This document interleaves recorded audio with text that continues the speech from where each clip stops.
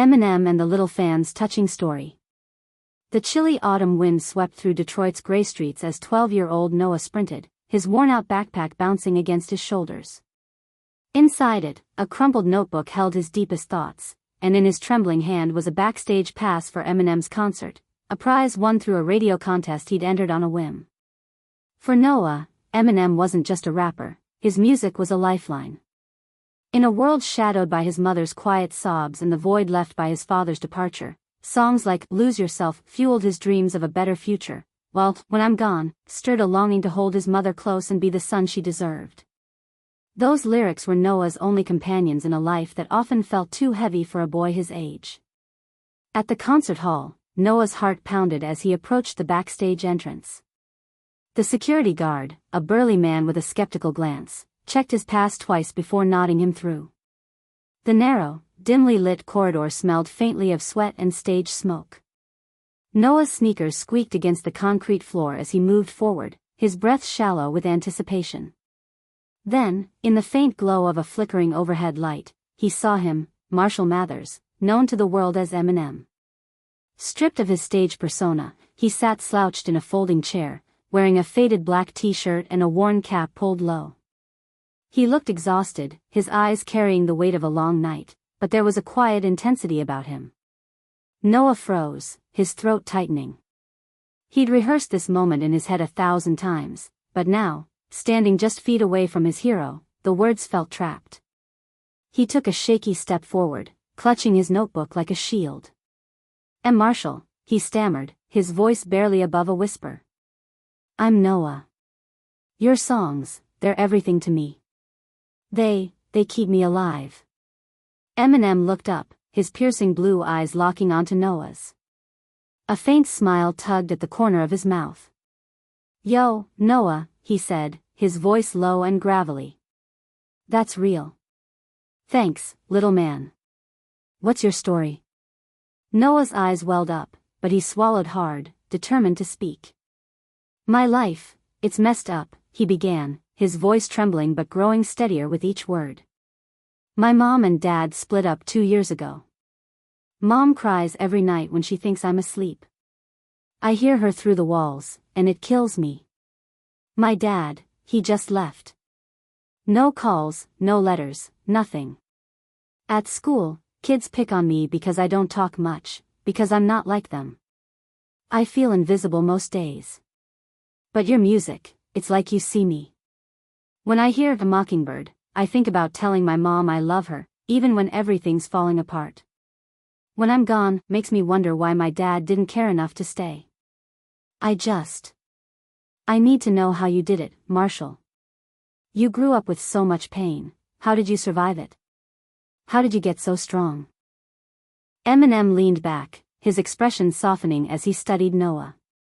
The boy's raw honesty hit him like a wave, pulling him back to his own childhood, to memories he'd buried beneath layers of rhyme and rhythm. He stood, stretched, and crouched down to meet Noah at eye level. Noah, he said, his voice steady but laced with emotion, my childhood was a war zone. I grew up in the worst parts of Detroit, places where hope was a rare thing. My mom and dad? They were always at each other's throats. My dad bailed when I was a baby, I don't even remember his face. My mom, she was dealing with her own demons, man. Addiction, stress, trying to keep a roof over our heads. There were nights we had no food, no heat, just a dark apartment and a lot of yelling. School wasn't any better. I was the skinny white kid in a rough neighborhood, always getting jumped or mocked. One time, I got beat up so bad I ended up in a hospital bed for weeks, wondering if I'd ever get out.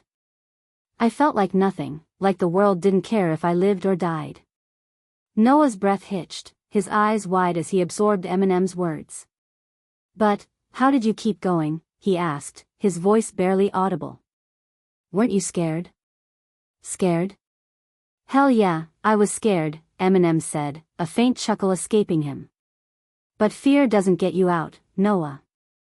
You gotta find something to hold on to. For me, it was music.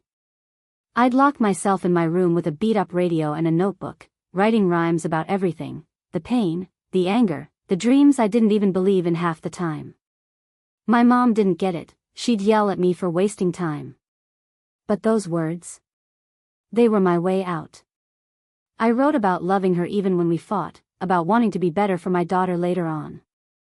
That's what Mockingbird is, me trying to make sense of love and loss. What about you, little man?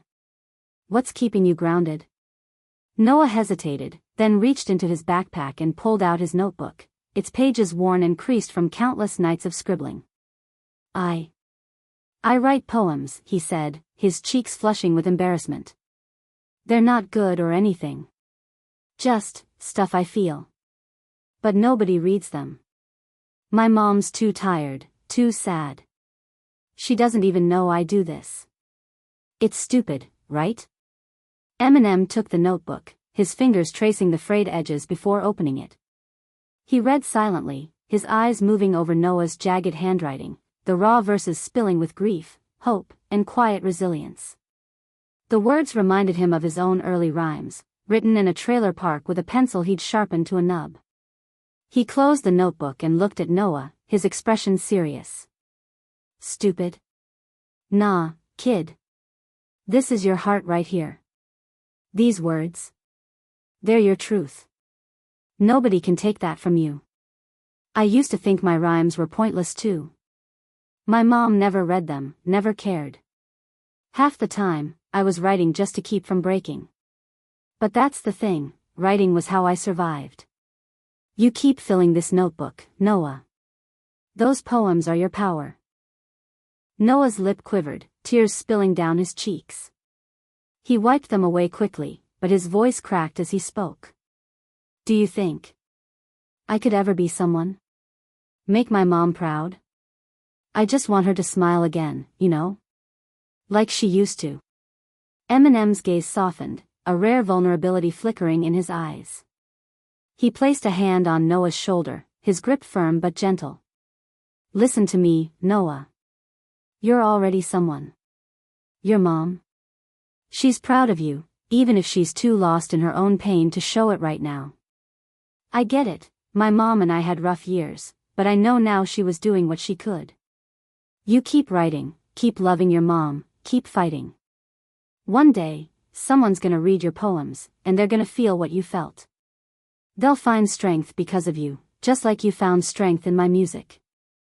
He paused, then reached into his pocket and pulled out a small, worn pen, the kind you'd find in a gas station. Take this, he said, pressing it into Noah's hand. It's nothing special, but I used to carry it everywhere when I was starting out. Write with it. Make it yours. Noah stared at the pen, his fingers closing around it like it was a treasure. Thank you, he whispered, his voice thick with emotion. I won't give up. I promise. Eminem gave him a nod, a silent understanding passing between them. Good. Don't ever let anyone tell you your words don't matter. They do. You matter. That night, Noah returned home, the pen still warm in his hand. He sat at his small desk, the faint sound of his mother's TV drifting through the thin walls. Opening his notebook, he began to write, tears staining the page as he poured out his heart. Eminem's words echoed in his mind, those poems are your power. For the first time, Noah believed his pain could become something beautiful, something that might one day light the way for someone else. Before going to bed, he tiptoed to his mother's room, where she sat staring blankly at the screen. He wrapped his arms around her, holding her tight. I love you, Mom, he said softly, his voice steady despite the tears. His mother turned, surprised, then pulled him close, her own eyes glistening. I love you too, Noah, she whispered. And in that moment, Noah knew Eminem had given him more than a pen, he'd given him the courage to keep going, to keep writing, and to never stop telling the ones he loved how much they meant.